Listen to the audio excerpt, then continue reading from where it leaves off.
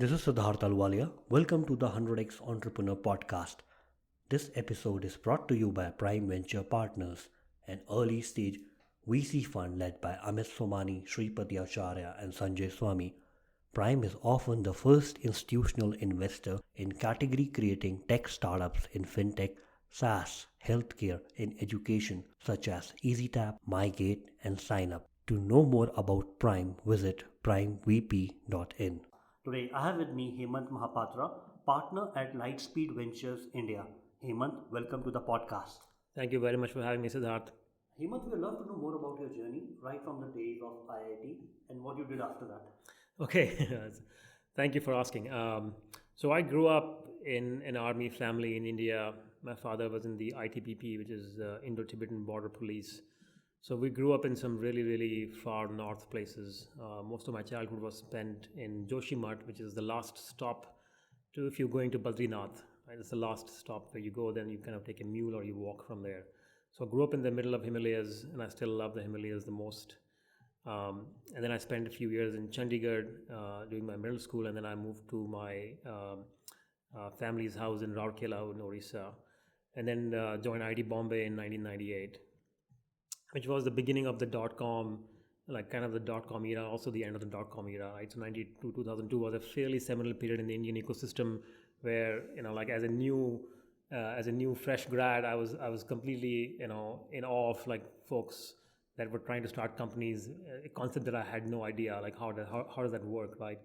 So that was the first initiation for me in the entrepreneurial ecosystem, although I never really converted into an entrepreneur back then. So I moved to the US in 2003 after spending 1 year bumming around India and after graduation in '02. Moved to the US in '03 for a PhD in computer science, which I hated. So I kind of quit midway and then left with a master's in computer science itself, and ended up working for a company called AMD, Advanced Micro Devices, in the software and research division. Spent the first 6 years, doing a bunch of code writing, product management roles. So I sort of built my engineering skills over there.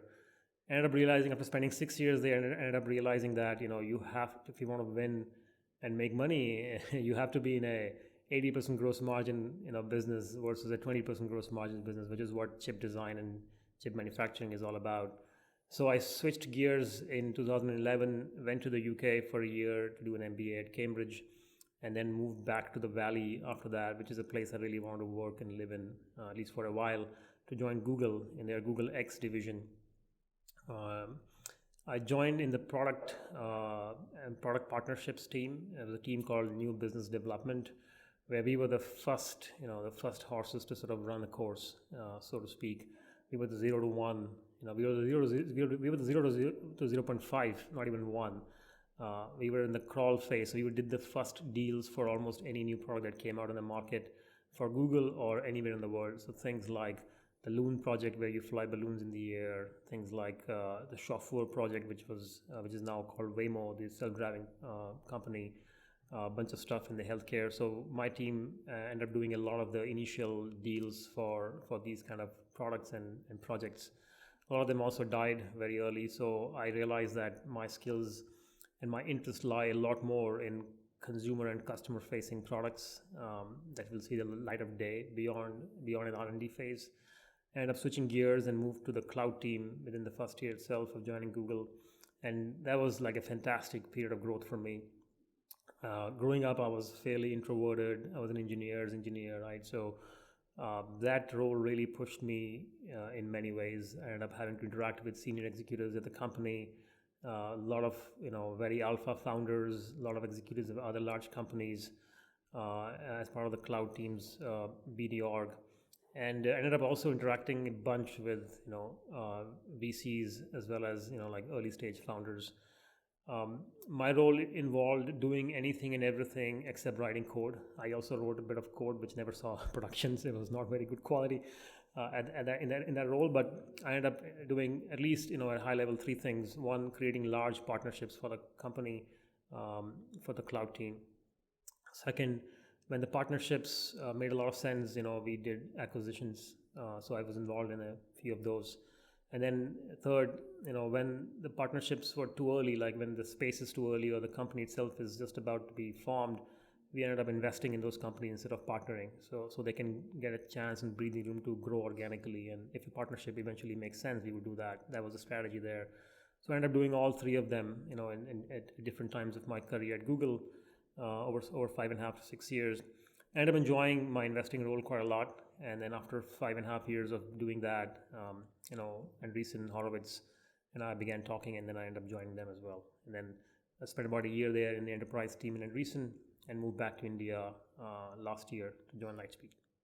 And if I may ask, what motivated you, after your MBA to join Corp Dev? So I was never in Corp Dev. I was in the product role and product partnership role. We did interact with Corp Dev as a strategic advisors as and when required. So interestingly enough, the team that I joined, called New Business Development, was a single team between Corp Dev and BD. But it eventually split, I think 4 or 5 years after Google's IPO, because the activity that Corp Dev was doing was more legal and finance specific, and the things that NBD was doing was more product and engineering specific. So we did interact with Corp Dev quite a lot, because growing new business, organic versus inorganic, there's always a mix. So we did end up interacting with Corp Dev quite a lot, but we were not part of the Corp Dev team at all. And what motivated you to join Lightspeed India when you were considering like many funds across India to join? So I think even before Lightspeed, the big question for me was India versus like, why do you want to come to India and not build a career in the US? And to be very frank, it took me about 4 to 5 years to sort of come to an answer there, and it was a bit of personal and professional for me, primarily personal. My father passed away in 2014, after which I began coming to India quite often, like twice or thrice a year, and also saw ground up. I mean, not exactly the kind of ground up you will get to see if you're living here, but also coming back every 3 months or living here for a month kind of gave me this good flavor for, and also good outside-in perspective on how quickly India is evolving. Things that were challenging 6 months ago or a year ago seem like not much of a challenge anymore. A lot of things also changed in 2016, obviously after Geo happened, which made a bunch of stuff that was a daily hassle for living in India kind of just completely go away, right? So it was all greenfield opportunity beyond that. And the downside was beginning to look very, very low for me from a professional point of view. Personally, like I really wanted to sort of move to India to sort of be closer to family. My wife is in India as well, my sister's family. I didn't have anybody else living in the US with me. So for me, the question was not about where. It was always going to be India. I don't have a green card in the US. Never bought a house there. The car that I bought in the US I kept it only for a year. So it's less about where. It was more about when. And a bunch of things added up for me over the last 5 years, and then when became a very obvious answer. So that's the India versus the US question. Lightspeed, I mean, I did talk to a bunch of other investors, and I have huge respect for everybody else in the market here. I think they have been around for a long, long time. I think the ecosystem where we are at now, it's gone through multiple cycles of ups and downs, back from 2006 to 15, and then now this new wave that is coming in, more digital services and all of that. I think they've stuck it out. I have huge respect for all those guys. For me, it was a question of my product market fit as an investor. And there were 3 things that mattered to me here. One, how well do I fit with the team? Because partnerships are, you have to really work and gel together really closely. You have to have conflicts that are resolved amicably. You have to have arguments around a deal construct, which you have to resolve amicably. So a lot of it is about personal style and personal fit with the team that you work with. Like any marriage, right? There will be conflict, there will be questions, there will be debates, but they all have to be done in a spirited way, in the right spirit. So that fit for me was really important, and so that was one. Second, the more I talk to founders here, a bunch of my friends from ID Bombay are like first time or multiple time founders in India. I realized that a lot of the founders now, they have evolved to think about world on the globe on a local scale, right? So they used to think about India as the first market. Now they think about India plus Southeast Asia as the first market, or they think about India plus US as the first market on day zero, right? They build for both countries, both regions at the same time, not staging it one by one. and many founders think about the whole world as their primary market, right? So for that reason alone, I felt like me having lived in the US for a long time and have deep roots in India and the US both, I could add a lot of value to these kind of founders through my network, through my experience building teams and in the US at some top-notch companies there.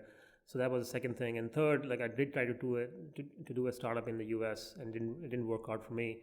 And I think that really helped me go through the journey of fundraise, talking to VCs, and made me empathize a lot more with the founders' journey. I mean, they spend hours and hours and days for this 1 hour, half an hour meeting with a VC.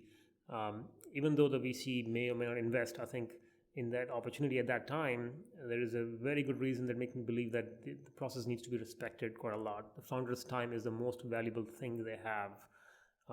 If you treat that with respect, everything else follows from there. So that empathy takes time to build, that empathy takes experience to build, and I had that experience, so I did come with the empathy, and I felt like that is always a value additive thing in any ecosystem. So those were the three reasons why I think like that worked for me. And then Lightspeed, we are having spoken to everybody in the team, all of them have had some entrepreneurial experience in their background. Many of them actually have founded companies. Some of them have founded 2 companies in the past. And we have always thought about opportunities from a very bottoms up, first principles point of view, right? So I feel like that is the language I speak, on a daily basis. And once you speak the same language and having a conversation and a debate becomes a lot easier, because you're starting at a level where everybody understands where they are coming from, each of them are coming from, and that really works for me. And I think that really was a good fit for me at Lightspeed here. So, during our offline conversation, we discussed about why is venture capital fit for a very selected few companies and not for all set of entrepreneurs. Anybody who's quitting their job, starting up new, wants to raise venture capital because from outside's perspective, it looks glamorous. Yeah. Can you show more light on it? When is venture capital really applicable to an entrepreneur, and when he should, spend his valuable time on it? Yeah. So look, I mean, venture capital is an asset class that is one of the highest risk asset class there is. Founders who can take that risk, can execute against that risk, against a very large opportunity in a white space, are the founders who should raise venture capital. If you think about, at least in the US, the data is publicly available about birth and death rate of venture funded companies. They are within maybe 4 or 5 percentage points, right? So if you think about 100 companies that get venture funded, I think maybe 10 survive. And I'm speaking anecdotally here, but I think venture capital leads to a lot more startup death than it leads to startup survival. And that is what the model is optimized for. You go big or you go home. Founders who are comfortable with that construct are the ones who should raise venture capital. Why? Because there are multiple other ways to raise capital. The easiest and the best way in many cases is just raise money from your customer, which is, they pay you. And there are large companies that have been built that way. Atlassian in the US, it's a dev tools and developer focused company. I think they've raised very little venture capital, and they are a multi-billion-dollar company, publicly listed as well. And there are multiple examples of companies like that. So there's no reason to believe that you have to raise venture capital to build a large company.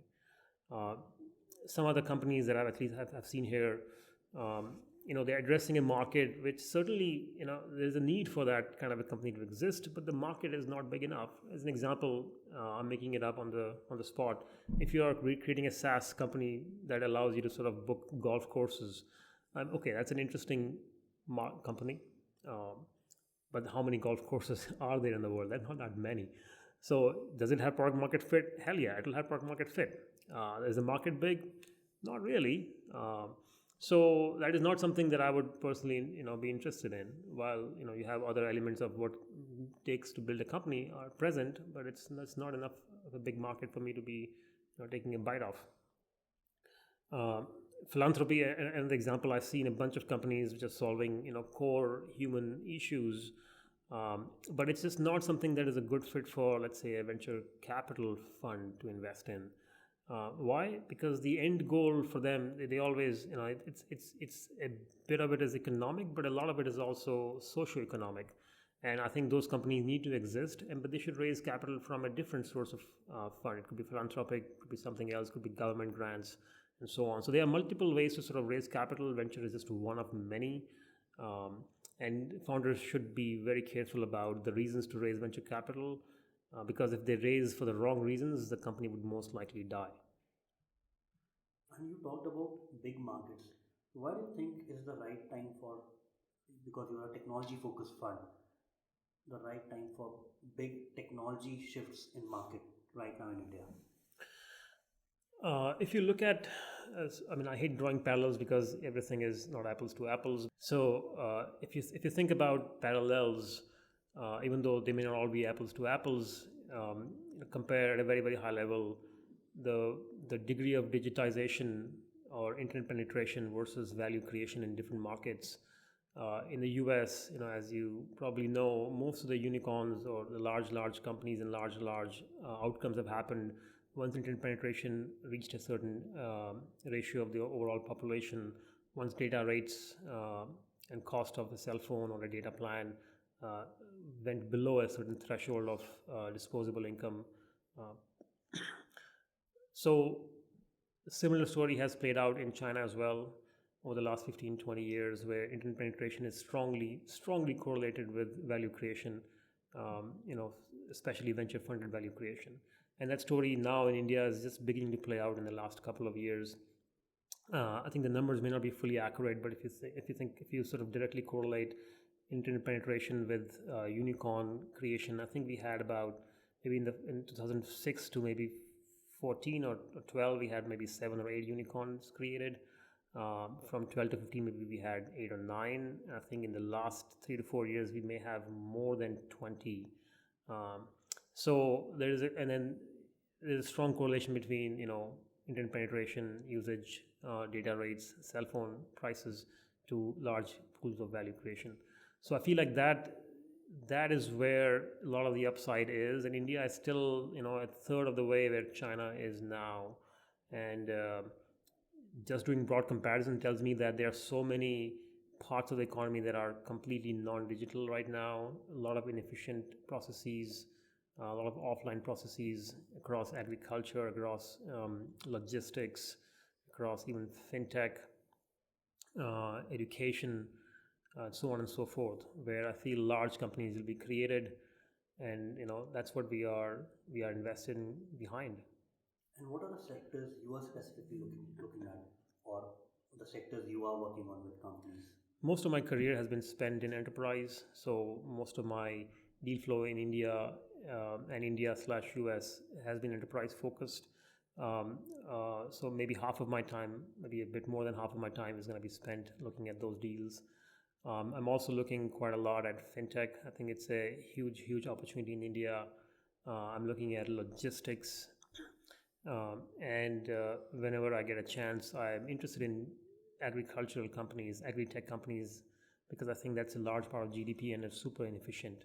So which parts of that could be digitized and made more efficient in venture time frame? I think I'm interested in exploring that. And any companies which you are on board of currently via Lightspeed in India? Yeah, there are a few that are publicly known and there are a few that are not announced yet. The names that come to mind from the Lightspeed board, Yellow Messenger, it's a conversational AI company focusing in India and the Southeast Asian market. There's a company called Kubrick, which is creating a AI-driven platform to create videos for e-commerce and brand companies in India and the rest of the world. And there's a company called New, which is a micro retail company that has a B2B play where they put small retail boxes within businesses or apartment complexes for consumers to use. And specifically for Lightspeed, Which markets have been a big win for Lightspeed in the last 4 to 5 years? We all know about Oyo, but besides Oyo, I mean, we have obviously been in the market for a long, long time, since 2006. So we have, I don't think there's any one market where we have focused a lot on. I think we have been in every single market out there. Um, Specific to where you, since you mentioned large companies, at this point in time, we are obviously in edtech. We are investors in Byju's. We are um, we are one of the earliest investors, or the earliest investor in OKCredit, which is also a YC funded company, which is targeting the SME retail market, kirana store market in India. We are obviously in Oyo. We are also in Udaan, which is also a B2B Alibaba equivalent of India, where we were the earliest investor in that company as well. So those are the four broad categories, four companies across SME, fintech, education, and of course consumer. and healthcare is still untouched. We do have investment in healthcare as well. It's a company called Innovator, which began in India and has since moved to the US. And do you believe that because India healthcare is a poor ROI? So I don't have a thesis on healthcare. I think it's a very underserved category. I think there's a very large spend that is happening offline across insurance, across EHR/EMR tech. So a bunch of stuff is still very non-digital. Lots of inefficiencies in the system. I think will be a large company, multiple large companies that will be built out here. There are some fundamental regulatory and data-related challenges that are being solved right now. So yeah, we are keeping an eye on the market, and whenever there is a strong team that comes out that has a business model that we think they can crack, we will make an investment there. So enterprise has been a recent, I believe, for Lightspeed, and specifically, Dave and Byju both have mentioned in the offline conversations that Lightspeed is also focused on India-focused enterprise, not build in India, sell in US. Can you throw more light upon it? Why is India-focused enterprise big?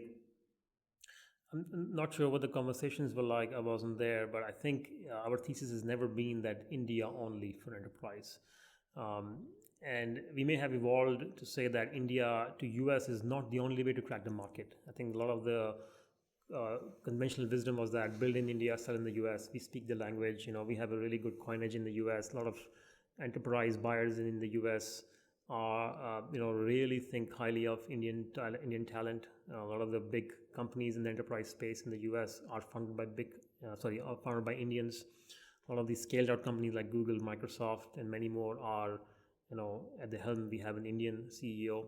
So I think we have that soft power in the Valley and in the US, generally speaking. So the conventional wisdom was build in India and sell in the US, for reaching scale, similar to what Israel has done really well in the security space. That has evolved, at least for Lightspeed here, evolved for us quite a lot. We think that while that model is definitely working for us across multiple companies we have made investments in, the model of building in India for the APAC market is also very interesting. We are seeing a lot of inbound interest for companies like Darwinbox, which is an HRMS company built out of India, getting inbounds from the Southeast Asian market. One more company, Yellow Messenger, already has a sales team sitting in the Southeast Asian region, and then getting customer interest from multiple countries there, not just one, but multiple countries. And I think that is a thesis that we're gonna keep double clicking on and making more investments behind. So you have spent half of your professional life in US and just starting out in India. What is the difference between you see your investing process at Andreessen, Horowitz, and before that Google, and now at Lightspeed? So Google is more of a, it's an easy, so I'm going to cover that first because it's an easy answer. Google is a corporate venture capital firm. It's a corporate, right? So they fund companies with the lens that will it benefit Google or not. I mean, of course, there is Google Ventures and Google Capital. There are separate funds, and they make investments as any VC would do.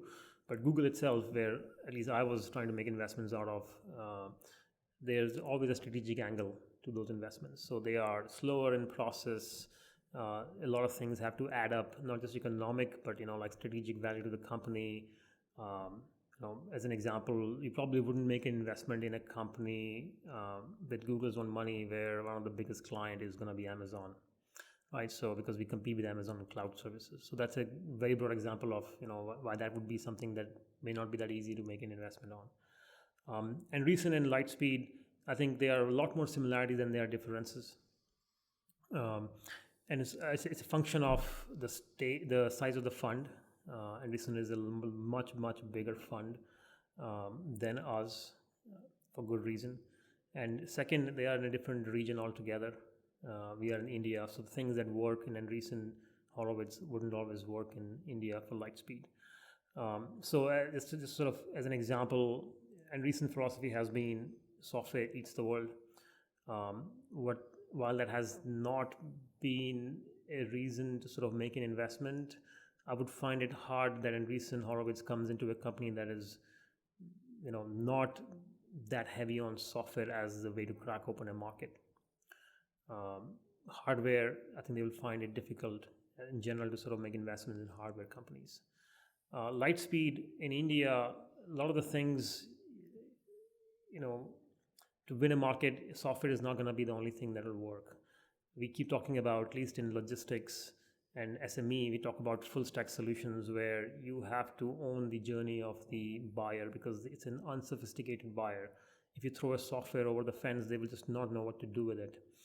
Language is a barrier, usability is a barrier, UI UX could be a barrier, customer support is a barrier. So you can't just say, well, here's a software company, let's invest in that because it's software and it'll get a scale. You got to think about other things. Who does logistics? Who does hand-holding? Who does customer support? So in a way, your company shape and size will be very different in India, and you're going to get comfortable with that. So we don't over-rotate on things that I think a US fund would probably do.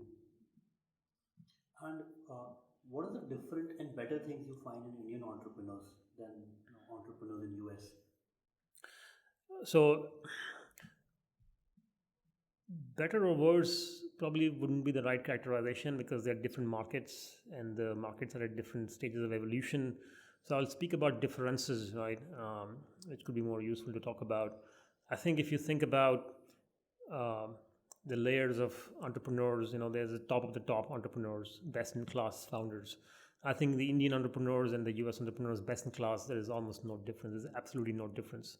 Same amount of hunger, fire in the belly, ambition, break open doors and get shit done. Same amount of, clarity of thought, salesmanship, ability to build and sell at the same time. It's about the same. There's no difference in my opinion. In terms of pure numbers, I think there are fewer number of this kind of world-class entrepreneurs in India than they are in the US, just because the ecosystem here is younger. But that is changing quite a lot. We have a lot many more second-time founders that just know what the journey is going to look like. They know what to raise, from whom and why. They know how to crack open the first account. They're just much more sophisticated, I think. So that number will certainly increase. The middle layer is where I think India lacks quite a lot, and US is has a very thick middle layer, which is the VP and the directors, especially in product sales and engineering. There are a lot many more Sheryl Sandbergs for Mark Zuckerbergs in the US. There are a lot many more Eric Schmidts to Larry Pages in the US. We don't have enough of that. I think this ecosystem needs to evolve. I think it is evolving, especially with the recent exits with Flipkart. I think a lot of the seasoned,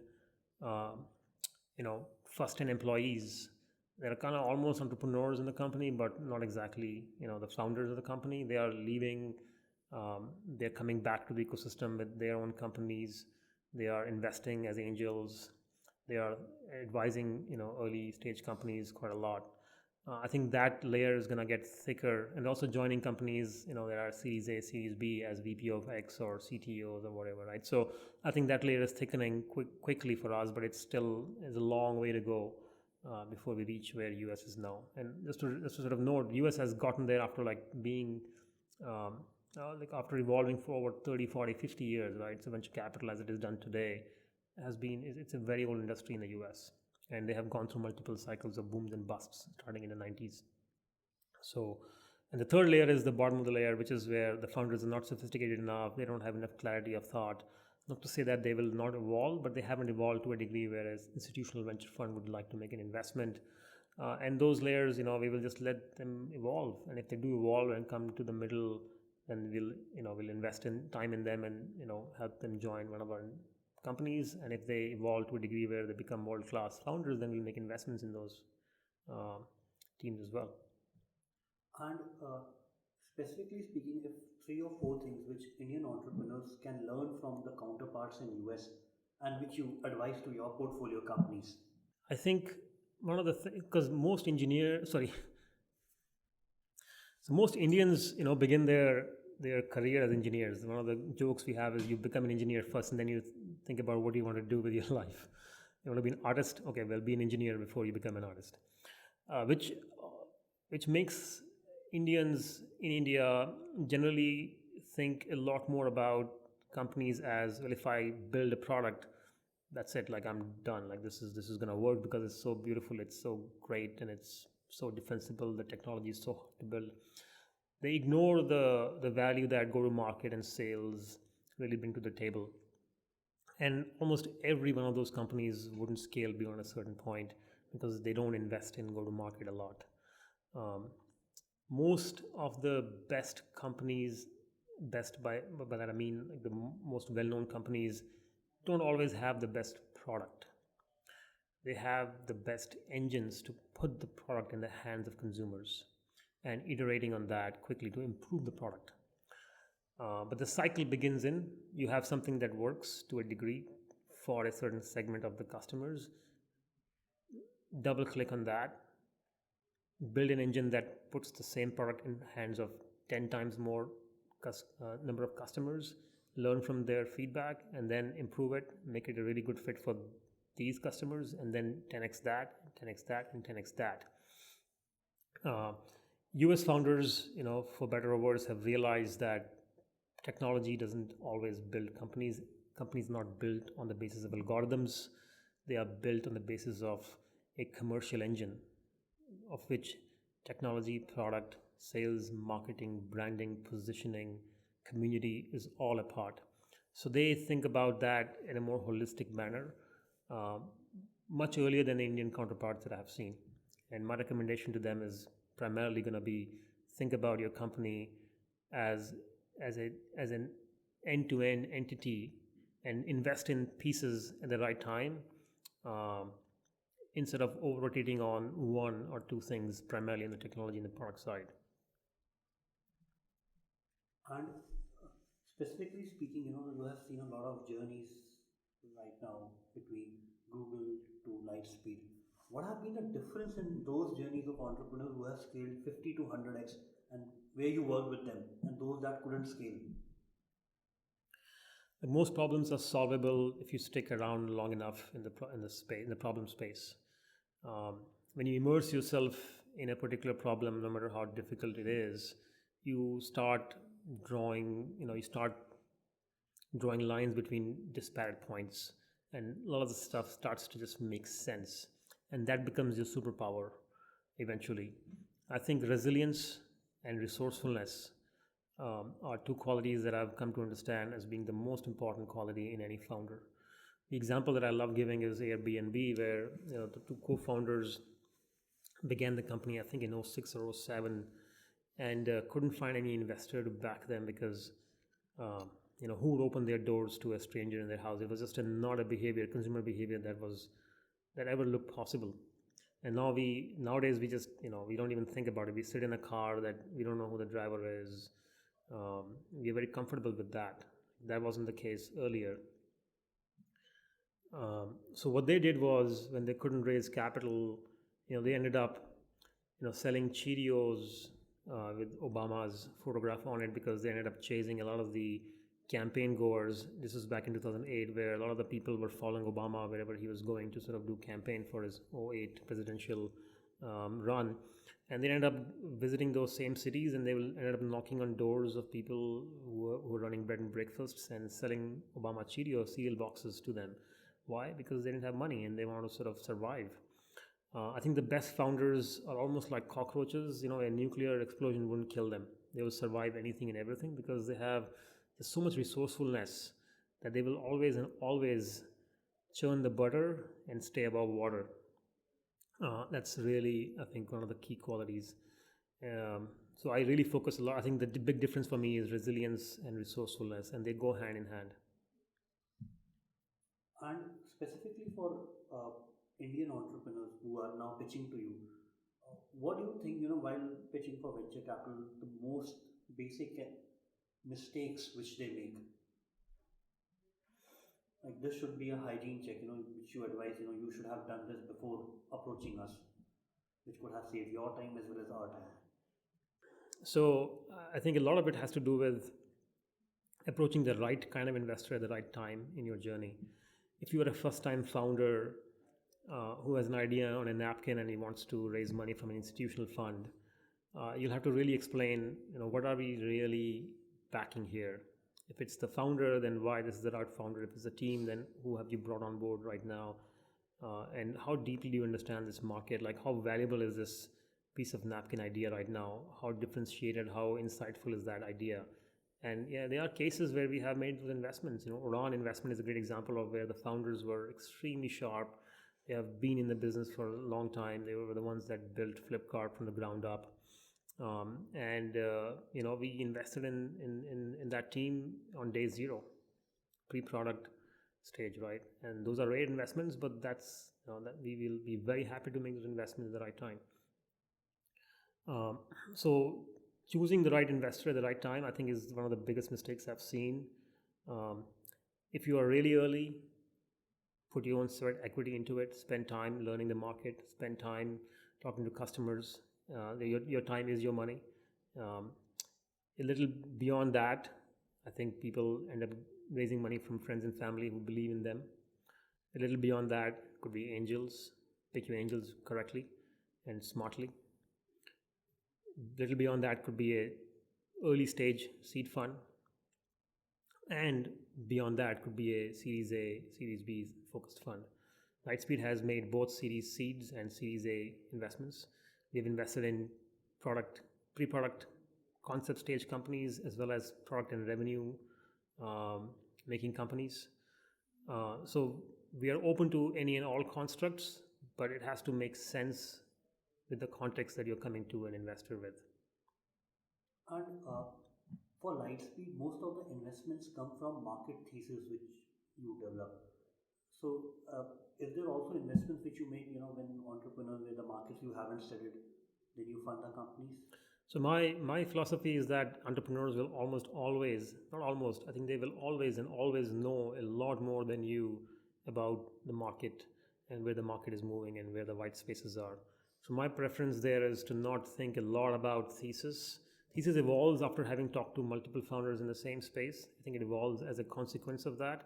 But we don't build a thesis in the absence of founder conversations and market study, right? So the best investments and the best founders, in my experience at least, has been founders who have spent a lot of time and have a thesis about a market and opportunity. And the more we hear other founders talking the same language, the more we feel like, yeah, that is something that is interesting.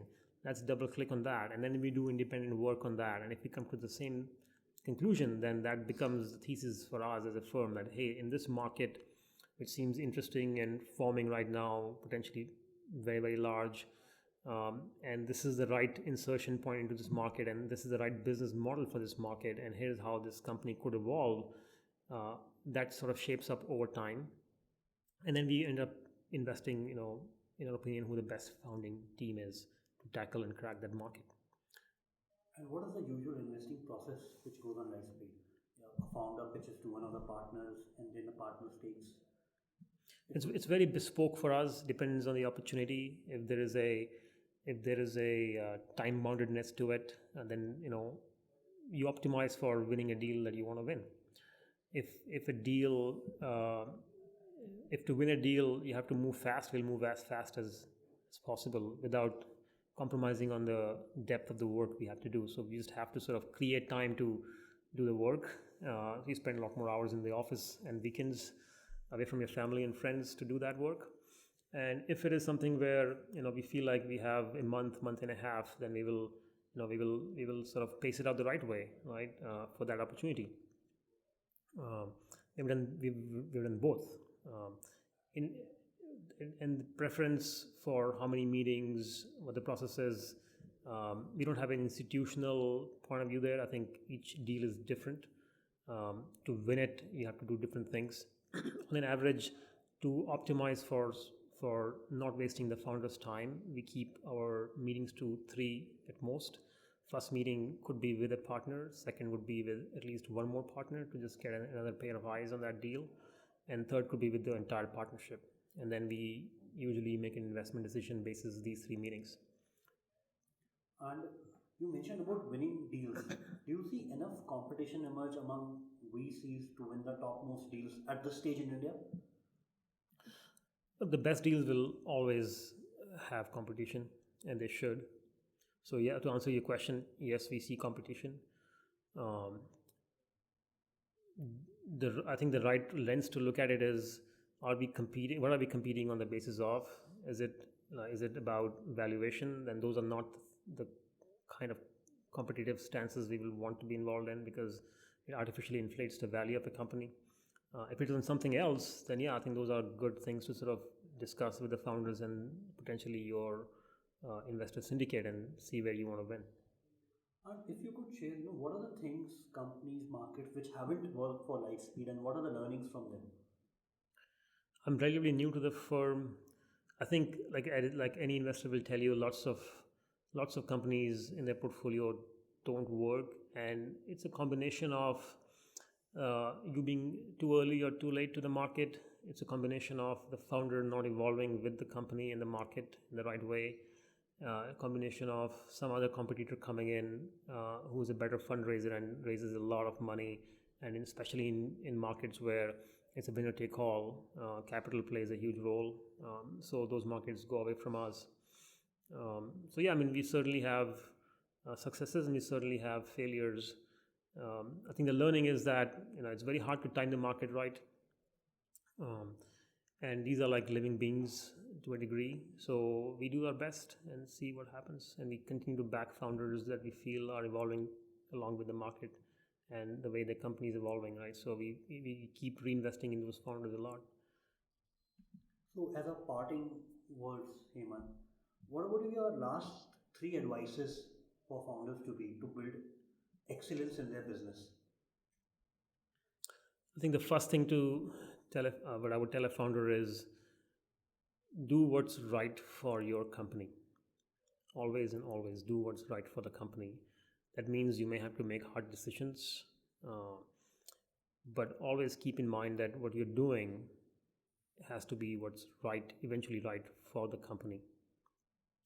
The second advice is, founders end up being in the trenches a lot in the early days. They are doers, they're execution focused people, which is also where a lot of our interest comes in. Like, can this person execute really quickly, right? So we love those kind of founders, but beyond a certain degree, that doesn't scale. Like, you should do a lot of things that are unscalable in the first 1.5 years, but beyond that, you almost have to level yourself up and elevate yourself to almost like a chess master, right? So where you can see the entire board and you are moving pieces, but you're not in the board, you're not the piece, you're not doing the work, but you're essentially deploying resources, the right resources for the right activity. So that's the second advice, is that figure out when do you want to elevate yourself away from the trenches and actually run this as a chess master. The third advice is, I think culture really matters, especially when a lot of our companies are, thinking about the entire world as their market, and eventually that means it becomes very hard to maintain the same kind of culture across borders, across time zones, across races, languages. uh, really important that you think very early what are the two or three words that you want to basically imprint on every new employee. What would all the arguments um, in the company be resolved on the basis of? As an example, do right by the customer. I think it's a great motto. Would you bet your entire company basis that? Would somebody junior in your company win an argument with a senior most person or a CEO of a company if this junior person says, I disagree with you? Why? Because this is not adhering to our principle of doing right by the customer. And would this person win the argument? If yes, then you have imbibed that cultural, um, like you have imbibed that advice into the DNA of your company. I think those things are important, and what I tell the founder is that think really hard about what are those cultural values for you, and make sure that everybody who's coming on board really immerses himself or herself into that and spreads it. Thank you so much, Hemant, for giving your time and your life experiences with us. Yeah, thank you so much for having me, Siddharth. It was a pleasure.